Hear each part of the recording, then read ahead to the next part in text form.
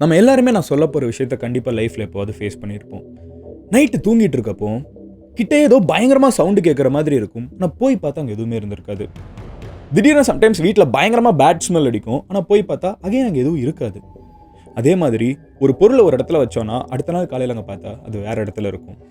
இந்த மாதிரி நடக்கிற விஷயங்களை நம்ம யதார்த்தமாக நடக்கிற விஷயங்கள்னு தாண்டி போயிடுவோம். பட் யாராவது ஒருத்தவங்க உங்ககிட்ட வந்து, ஏய் உனக்கு தெரியாதா, அந்த மண்ணில் கொஞ்சம் வருஷத்துக்கு முன்னாடி ஒரு வீடு இருந்துச்சு, அந்த வீட்டில் ஒரு வயசான பாட்டி, அவங்களுக்கு ஒரு பையன் அண்ட் அவங்களுக்கு ஒரு சின்ன பொண்ணும் பிறந்திருந்தாங்க. அந்த 3 பேரும் ரொம்ப கொடூரமாக இறந்து போனாங்க. அவங்க இறந்து போனதுக்கப்புறம் அங்கேயே ஒரு ஆவியாக இருந்து அந்த 3 பேரையும் 4ஆவதாக ஒரு டீமான் கண்ட்ரோல் பண்ணிட்டு அந்த இடத்துல 4 பேய் இருக்குது.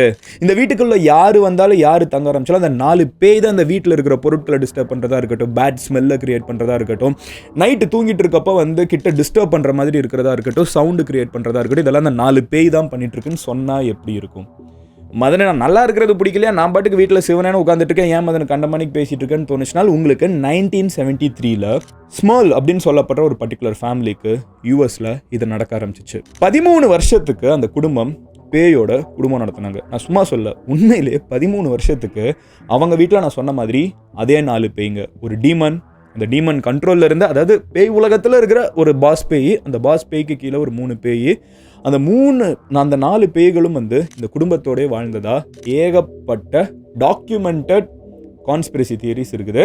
அதில் ஒரு ஹைலைட்டான விஷயம் என்னன்னு பார்த்தீங்கன்னா, இந்த ஆனபெல், கான்ஜரிங்லாம் இப்போ நிறைய படம் வந்துட்டு இருக்குல்ல, அதில் எல்லாத்தையுமே பார்த்தீங்கன்னா எட் அண்ட் லாரன் அப்படின்னு சொல்லப்படுற மிகப்பெரிய உலக லெவல் ஃபேமஸான பேயோட்டிங்க வந்துட்டு போவாங்க. அந்த 2 பேர் இந்த கதையில் வர்றாங்க. அந்த 2 பேர் தான் இந்த இடத்துல இந்த மாதிரி இன்னும் 4 அமானுஷ்யங்களான ஆவி இருக்குதுன்னு சொல்லிட்டு போயிருக்காங்க.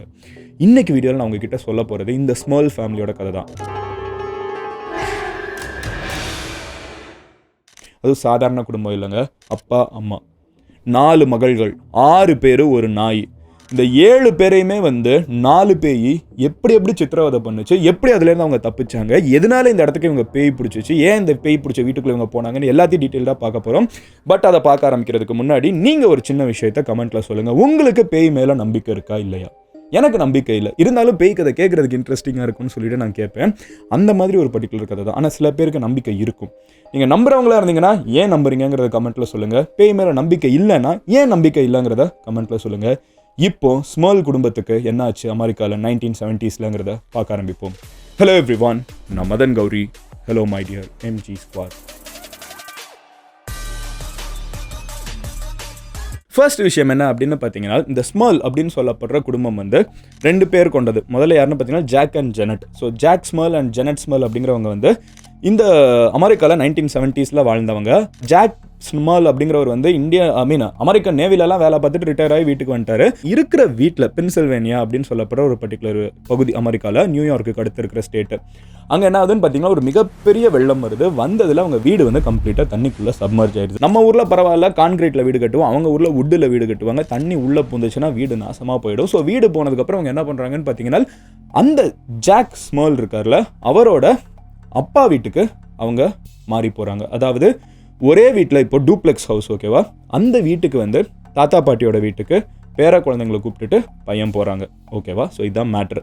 இப்போது தாத்தா பாட்டி ஒரு சைடு யூஸ் பண்ணுறாங்க, இன்னொரு சைடு ஜாக், ஜெனட், அவங்களோட மகள்கள், அவங்க கூட ஒரு நாயும் இருக்குது.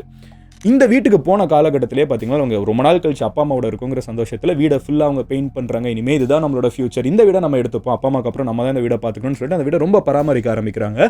அப்போ திடீர்னு ஒரு விஷயம் கவனிக்கிறாங்க. வீட்டுக்குள்ளே பயங்கரமாக பேட் ஸ்மெல் வந்துக்கிட்டே இருக்குது. என்னடா இது பேட் ஸ்மெல் வருது? சரி, பழைய காலத்து வீடு, 80 வருஷம் அந்த வீடு, அவங்க போகிறப்பமே 80 years ஓல்டு வீடு, ஓகேவா, 1970s. அவங்க என்ன நினச்சாங்கன்னு பார்த்தீங்கன்னா, ஏதாவது வீட்டுக்குள்ள ஏதாவது அனிமல் செத்து கிடந்திருக்கும் போல், ஏதாவது எலியில் ஏதாவது தெரியல, பூனை ஏதாவது செத்து கிடக்கும் போல், அந்த அளவுக்கு குடலை பிடுங்குற மாதிரி ஸ்மெல் இருக்குது. ஸோ இந்த க்ளீன் பண்ணுறவங்கலாம் இருப்பாங்கல்ல, அவங்களெல்லாம் புக் பண்ணி கம்ப்ளீட்டாக க்ளீன் பண்ணுங்கன்னு சொன்னால் அவங்க கம்ப்ளீட்டாக க்ளீன் பண்ணுறாங்க. நான் வந்தவங்களே இருந்துக்கிட்டு குடலை புரட்டல அளவுக்கு இங்கே ஸ்மெல் அடிக்கிறா சாமி அப்படின்னு சொல்கிற அளவுக்கு அவங்க ஃபீல் பண்ணுறாங்க. எங்கெல்லாமோ க்ளீன் பண்ணி பார்த்தா கூட எங்கே இந்த ஸ்மெல் அடிக்குதுன்னு அவங்களால கண்டுபிடிக்கவே முடியல. என்னடா அது அப்படின்னு யோசிச்சுட்டே இருக்கிற காலகட்டத்தில் அந்த ஜெனட் ஸ்மர்ல் இருக்காங்கல்ல, மனைவி, அவங்க ப்ரெக்னென்ட் ஆகுறாங்க. ப்ரெக்னென்ட் ஆகி அவங்களுக்கு ட்வின்ஸும் பிறக்கிறாங்க. இவங்க இங்கே இருக்கிறப்ப ஸ்மெல் கொஞ்சம் பேடாக அடிக்குது. அடிக்கடி பார்த்தீங்கன்னா அவங்க ஃப்ரிட்ஜ் அவன்லாம் இருந்துச்சுன்னா அடுத்த நாள் காலையில் பார்த்தீங்கன்னா அதில் ஏதாவது கீச்சி விட்ட மாதிரி இருக்கும். என்னடா அது குழந்தைங்க தான் ஏதோ விளையாடுது போல் அப்படின்னு நினச்சிட்டு போய்கிட்டே இருந்திருக்காங்க. 1 வருஷம் 2 வருஷம் 3 வருஷம் ஆனதுக்கப்புறம் அவங்களோட பெரிய மகள் இருக்காங்கல்ல, அவங்க ஏஜ் அட்டன் பண்ணுறாங்க. அவங்க ஏஜ் அட்டன் பண்ணிட்டு ஒரு விஷயம் சொல்கிறாங்க. ஏஜ் அட்டன் பண்ணி கொஞ்சம் நாளில் அவங்க சொல்கிறாங்க, எனக்கு நைட் ஆனால் என் ரூமில் வந்து யாரோ ஒருத்தங்க வானத்தில், அதாவது என் காற்றுல வந்து ஆடிட்டு இருக்கிற மாதிரி இருக்குது, எனக்கு அது நல்லா தெரியுது அப்படி ஆடிட்டு இருக்காங்க அப்படின்னு சொல்கிறாங்க. ஜாக்குக்கு வந்து இதிலெல்லாம் சுத்தமாக நம்பிக்கை இல்லை. அமெரிக்கன் நேவியில் இருந்தவங்க நம்ம ஆள். ஸோ அவர் இருந்துக்கிட்டு வந்து என்ன மூட நம்பிக்கை இதெல்லாம் நம்பாது அப்படின்னு சொல்லிட்டு போகிற ஒரு பர்டிகுலர் ஆள். அவர் வந்து என்ன சொல்கிறாருன்னு பார்த்தீங்கன்னா, இது கொஞ்சம் கூட மதிக்கவே இல்லை. அவர் என்ன பண்ணால் சும்மா அதெல்லாம் ஒன்றும் கிடையாது, அப்படிலாம் ஒன்றுமே இல்லைன்னு. அதே நேரத்தில் பார்த்தீங்கன்னா ஜெனட் இருக்காங்கல்ல, ஜெனட் வந்து ஒரு கிறிஸ்டியன், ரொம்ப சீரியஸான கத்தோலிக், ஜீசஸ்லாம் ரொம்ப நம்ம வந்துட்டு நீ சர்ச்சுக்கு போயிட்டு வா எல்லாம் சரியாயிடும் அப்படிங்கிற ஒரு சஜஷன் கொடுக்குறாங்க. ஸோ 2 பேரும் 2 ஒப்பீனியன் கொடுக்குறாங்க. என்ன ஆகுதுன்னு பார்த்தீங்கன்னா, இன்னும் நாளாக ஒரு 5-6 வருஷம் கழிச்சு அந்த வீட்டில் ஹெவியாக திங்ஸ் எல்லாம் ஒரு இடத்துலேருந்து இன்னொரு இடத்துக்கு மூவ் ஆகுதுங்கிறத கவனிக்கிறாங்க. அப்பப்போ பேட் ஸ்மெல் ஹெவியாக வரும், கீரெல்லாம் இருக்கும். இப்போ ஒரு இடத்துல டிவி இருந்துச்சுன்னா காலையில் வந்து ஹாலில் பார்த்தா அது இன்னொரு 2ல் இருக்குது டிவி. என்னடா அது டிவி மாற்றி வச்சுட்டு எவ்வளோ வீட்டில் இருக்கிற பொண்ணுங்க தான் யாராவது விளையாடுறாங்களோ அப்படின்னு அவங்க அப்பா அடிக்கடி நினச்சிட்டு போயிட்டு இருக்கப்போ ஒரு நாள் வந்து நைட்டு பார்த்தீங்கன்னா பயங்கரமான சவுண்டு, காச்சு மூச்சுன்னு திட்டிகிட்டு இருக்காங்க, கத்திட்டு இருக்காங்க, கெட்ட வார்த்தையில் பேசிகிட்டு இருக்காங்க. அவங்க அப்பாவுக்கு செம்ம டென்ஷனு. என்னடா இவ்வளோ கெட்ட வார்த்தை பேசிகிட்டு இருக்காங்கன்னு சொல்லிட்டு அவங்க ஒய்ஃப் கிட்ட வந்து, இந்த பாரு ஒழுங்காகவே நீ மகளை வளர்க்க மாட்டேங்கிற, இவ்வளோ கெட்ட வார்த்தை பேசி கத்திட்டு இருக்காங்க பாரு, இவங்கள நான் செம்மையாக திட்ட போகிறேன் அப்படின்னு சொல்லிட்டு வேகமாக அவங்க ரூம் விட்டு வெளியே போகிறாங்க. அப்போ ஜெனட் ஸ்மால் இருந்துக்கிட்டு, இல்லை திட்டிடாதீங்க பாவம், எல்லாமே டீனேஜ் பொண்ணுங்க, திட்டிடாதீங்க பயந்துடுவாங்க அப்படின்னு சொல்லிட்டே இருக்காங்க. ரொம்ப டென்ஷன் ஆகி கரெக்டாக வெளியே போய் அந்த கதவை திறந்து பார்க்கலாம் அப்படின்னு சொல்லி பார்த்தா 4 பொண்ணுங்களும் தூங்கிட்டு இருக்காங்க. அவருக்கு செம்ம பயம். அப்போ தான் ஃபஸ்ட்டு ஸ்ட்ரைக் ஆகுது. அப்போ இவ்வளோ நேரம் கேட்டுட்டு இருந்த சவுண்டு சுற்றி பார்க்குறாரு, சவுண்ட் எங்கேருந்து வரல. அப்போ இவ்வளோ நேரம் கேட்ட சவுண்டு நடிக்கிறாங்களா இவங்கெல்லாம் அப்படின்னு சொல்லிட்டு ஒரு டவுட். அண்ட் அவங்க நினச்சி கூட பார்க்க முடியாத கெட்ட வார்த்தையெல்லாம் அவங்க பேசியிருக்காங்க. இல்லை நம்ம மகள்லாம் அவ்வளோ பேச மாட்டாங்களேங்கிற ஒரு கன்ஃபியூஷனும் இருக்குது. யோசிச்சுக்கிட்டே போய் பெட்டில் படுக்கிறாரு. அவங்க மனைவி இருந்துக்கிட்டு அப்படியே என்ன ஆச்சுன்னு யோசிச்சுட்டு இருக்கப்போ இன்னொரு வாய்ஸ் கேட்குது. அதாவது அவங்களோட அப்பா அம்மாவோட தானே இருக்காங்க, அதாவது ஜாக் ஜெனட்டோட அந்த தாத்தா பாட்டி. ஸோ அவங்களோட மாமியார், ஜெனட் ஸ்மாலோட மாமியார், ஜாக்கோட அம்மா, அவங்க இருந்துக்கிட்டே என்னாச்சு அப்படின்னு சொல்லி கேட்குற சவுண்டு கேட்குது. உடனே இவங்க கீழே எந்திரிச்சு போய் என்னாச்சுன்னு சொல்ல போய் பார்க்குறாங்க. கீழே போய் பார்த்தா அவங்க சொல்லவே இல்லை. ஏன்னா அவங்க ரூமில் மறுபடியும் தூங்கிட்டு இருக்காங்க. அப்போ கீழேருந்து கூப்பிட்டது யார், என்னாச்சுன்னு கேட்டது யார் அப்படின்னு தெரியாமல் அவங்க பதறி போய் மறுபடியும் ஜாக்கு கிட்ட சொல்லலான்னு ஓடி வந்து பார்த்தா ஜாக்கும் மேலேருந்து கீழே பார்த்துட்டு இருக்காரு ஸ்டன் ஆகி. ஏன்னா அங்கே யாருமே கூப்பிடவே இல்லை. அப்போ அவங்க 2 பேருக்கு அதில் கேட்டது என்ன, for the first time Jack small இருந்துக்கிட்டு உண்மையிலே அங்கே ஏதோ இருக்குது அமானுஷங்கிறத நம்ப ஆரம்பிக்கிறாரு. ஸோ ஜாக்கும் ஜெனட்டும் என்ன பண்ணுறாங்கன்னு பார்த்தீங்கன்னா, கிட்ட இருக்கிற சர்ச்சை அப்ரோச் பண்ணுறாங்க. சர்ச்சை அப்ரோச் பண்ணி தயவு செஞ்சு எங்கள் வீட்டுக்கு வந்து ஏதாவது பண்ணுங்கள், எங்கள் வீட்டில் ஏதோ பயமாக இருக்குது, ஏதோ அமானுஷம் இருக்குன்னு நினைக்கிறோம், என்னன்னு தெரியல, வந்து காப்பாற்றுங்க அப்படின்னு சொல்கிறாங்க. சர்ச்சில் வந்து வேட்டிக்கன் அப்ரூவ்டு எக்ஸாசிஸ்ட் இருக்காங்க. அதாவது வேட்டிக்கன் வந்து அப்ரூவ் பண்ணக்கூடிய பேய் ஓட்டும் நிபுணர்கள் இருக்காங்க. அவங்கள வந்து ஃபஸ்ட்டு பேட்ச் அனுப்பி விட்றாங்க. அவங்க வந்து ஃபுல்லாக தேடி பார்த்துக்கிட்டு இல்லைங்க ஒன்றும் இல்லைங்க அப்படின்னு சொல்லிட்டு போயிடுறாங்க. இல்லைங்க உண்மையிலே ஏதோ இருக்குதுன்னு சொல்கிறாங்க. மறுபடியும் இருந்துக்கிட்டு என்னடா இருக்குன்னு சொல்கிறாங்கன்னு சொல்லிட்டு 2வது முறை ஒரு பேட்ச் அனுப்புகிறாங்க.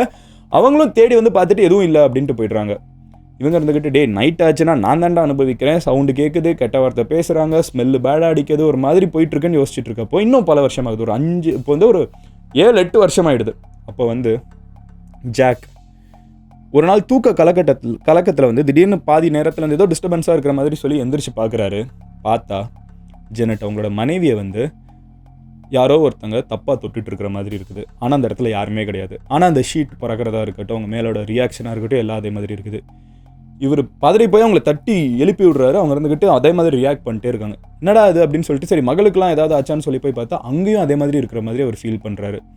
இப்போ இவர் என்ன நினைக்கிறாருன்னா, இது கையை மீறி போயிட்டு இருக்குது, இது வரைக்குமாவது மூவ் ஆகுறது பொருட்கள் அப்படின்னு இருந்துச்சு, இப்போ வந்து அதை தாண்டி ஒரு ஸ்டெப் போயிடுச்சு அப்படின்னு நினச்சிட்டு இவர் வந்து வேறு வழியே இல்லை, சர்ச்சுக்கிட்ட போய் மறுபடியும் கேட்டால் எத்தனை தடவை மறுபடியும் வரதாங்க ஒன்றும் இல்லைன்ட்டோல அப்படிங்கிற மாதிரி இருக்குது. ஸோ இப்போ ஒரு வேறு வழி இல்லாமல் இந்த நியூஸை வந்து பிரேக் அவுட் பண்ணுறாரு, மீடியாவுக்கு சொல்கிறாரு, இந்த மாதிரி இருக்குது, நான் சர்ச்சுக்கிட்ட போய் சொன்னால் அவங்க கேட்க மாட்டேங்கிறாங்க, உங்களில் யாராவது பயங்கரமாக பே ஓட்டுறவங்க இருந்தீங்கன்னா வந்து ஹெல்ப் பண்ணுங்க அப்படின்னு சொல்லி மீடியாவுக்கு இதை பிரேக் அவுட் பண்ணுறாங்க.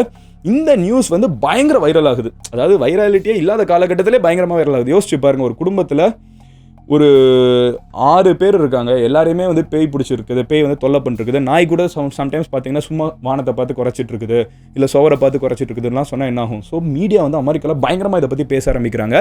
அந்த நேரத்தில் என்ன ஆகுது அப்படின்னு பார்த்தீங்கன்னா, எடன் லாரன் அப்படின்னு சொல்லப்படுற இந்த 2 பேர் உள்ளுக்குள்ளே வராங்க.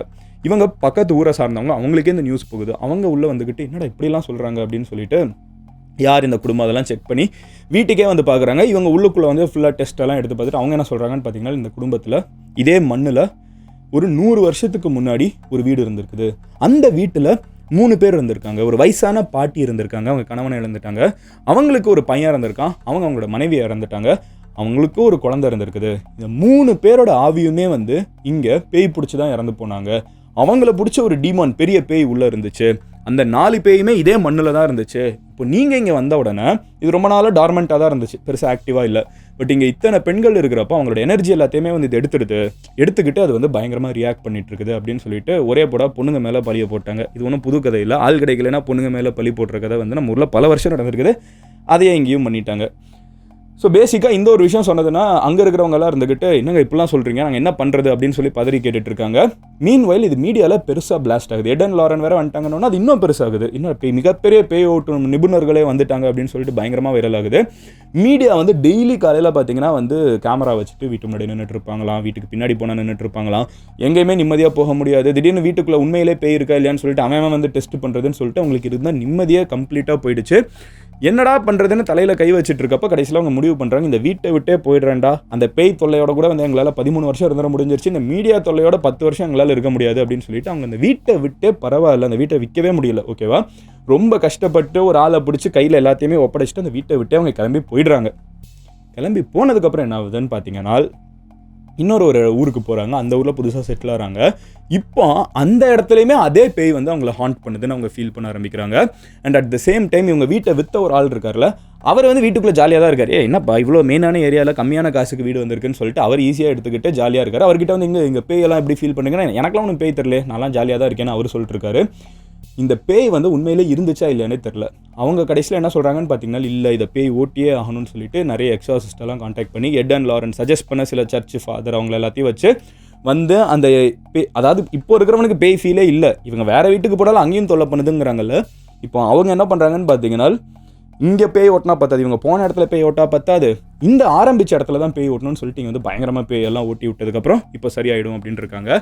அதுக்கப்புறம் அவங்களுக்கும் சரியாயிடுச்சான். இங்கே இருக்கிறவர், டேய் எதுக்கிட்ட தேவையில்லாமல் இவ்வளோ பெரிய இடத்த கம்மியான விலைக்கு ஊற்றிங்க, நான் ஜாலியாக இருந்துட்டு போகிறேன்னு சொல்லிட்டு வீடை மட்டும் சூப்பராக அபகரிச்சிட்டாரு. ஸோ இதுதான் வந்து ரொம்ப ஃபேமஸான ஸ்மர்ல் ஃபேமிலி ஹாண்டிங். இதை வச்சு படம் எடுத்துட்டாங்க, இதை வச்சு டிவி சீரிஸ் வந்துருச்சு. பேசிக்காக ஸ்மால் குடும்பம்னு சொன்னாலே எல்லாருக்குமே பேய் கதை அப்படிங்கிற அளவுக்கு போயிடும். நீங்கள் என்ன நினைக்கிறீங்க? என்னை பொறுத்தளவுக்கு இது ஒரு பஞ்ச் ஆஃப் மூட நம்பிக்கை. இது வந்து ஒரு கலெக்டிவாக சைக்காலஜிக்கல் இஷ்யூன்னு கூட சொல்லிடலாம். இல்லாத ஒரு விஷயத்தை இருக்குதுன்னு நம்ம நம்பிக்கிட்டே இருந்தோம்னா அது இருக்குங்கிறத நம்ப ஆரம்பிச்சிடுவோம். அந்த மாதிரி இது ஒரு சைக்காலஜிக்கல் இஷ்யூவாக தான் நான் பார்க்குறேன்.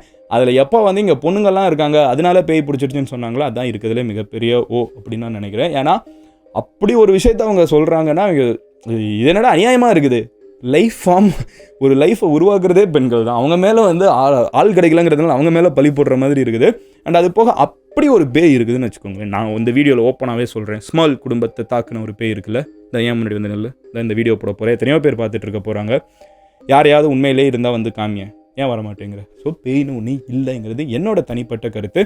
இருந்தாலும் இந்த கதை கேட்குறதுக்கு லைட்டாக பயமாக தான் மதன் இருக்குன்னு நினைக்கிறவங்க உங்கள் ஃப்ரெண்டுக்கிட்ட இந்த வீடியோவை ஷேர் பண்ணி விட்டு அவங்கக்கிட்ட நைட்டு பயமுறுத்தணும்னு நினச்சிங்கன்னா கரெக்டாக நைட் ஒரு 10 மணிக்கு மேலே அனுப்பிச்சி விடுங்க. பாதி கதை போயிட்டுருக்கப்பமே பயப்பட ஆரம்பிச்சிடுவாங்க. நாளைக்கு நாங்கள் ஒரு வீடியோவில் பார்க்குறேன். வேறு ஏதாவது டாபிக் இந்த மாதிரி நான் பேசணும்னு நினச்சிங்கன்னா என்னங்கிறத கமெண்ட்டில் சொல்லுங்கள். அண்ட் நீங்கள் என்ன நினைக்கிறீங்க? ஸ்மால் குடும்பத்தை உண்மையிலே பேய் அட்டாக் பண்ணிச்சுன்னு நினைக்கிறீங்களா, இல்லை அது அவங்களோட மனநம்பிக்கைன்னு நினைக்கிறீங்களா? நான் வந்து அதை மூட நம்பிக்கைன்னு நினைக்கிறேன். நீங்கள் என்ன நினைக்கிறீங்கிறத கமெண்ட்டில் சொல்லுங்கள். Love you all, take care, bye, cheers MGs, have a nice weekend.